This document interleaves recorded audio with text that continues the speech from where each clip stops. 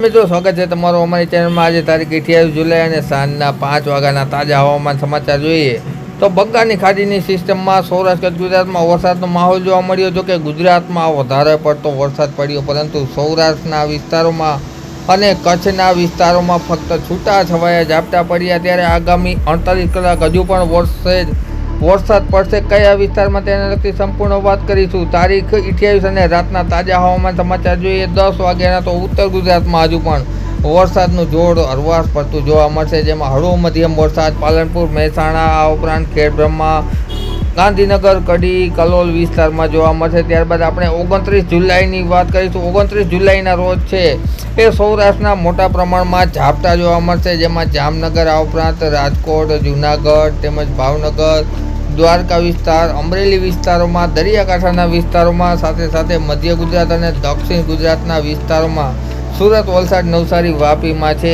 હળવો મધ્યમ વરસાદ જોવા મળશે। મિત્રો આ તરફ જોઈએ તો બંગાળની ખાડીની સિસ્ટમ છે મધ્યપ્રદેશમાં ભારે વરસાદ લાવશે, જેનાથી નર્મદા નદીમાં સારી એવી પાણીની આવક જોવા મળશે। 29 તારીખ અને સાંજના હવામાન સમાચાર જોઈએ તો દરિયાકાંઠાના વિસ્તારોમાં ઝાપટા જોવા મળશે। મિત્રો ત્યારબાદ આપણે 30 તારીખની વાત કરીશું।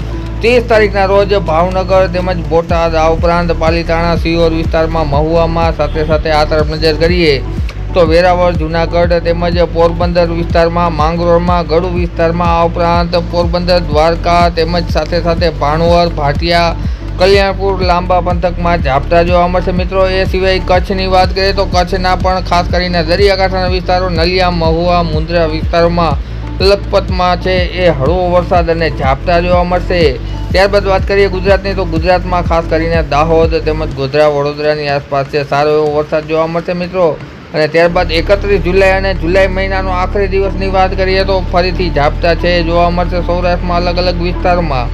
ત્યારબાદ આપણે 1 ઓગસ્ટથી લઈ અને 6 ઓગસ્ટ સુધી સંપૂર્ણ વરાપ જોવા મળશે, અને ત્યારબાદ ફરીથી એક સિસ્ટમ બંગાળની ખાડીની સિસ્ટમ છે એ આકાર લેશે ધીમે અને આ સિસ્ટમ છે એ ગુજરાત તરફ આવવાના વધારે પડતા ચાન્સ છે, જે બાબતે અમે આવનારા દિવસોમાં તમારી સમક્ષ વિડીયો મારફતે માહિતી રજૂ કરતા રહેશું। માટે અમારી ચેનલ સબસ્ક્રાઈબ કરી વિડીયો લાઇક તથા શેર કરી દેજો। મિત્રો વિડીયો જોવા બદલ ખૂબ આભાર।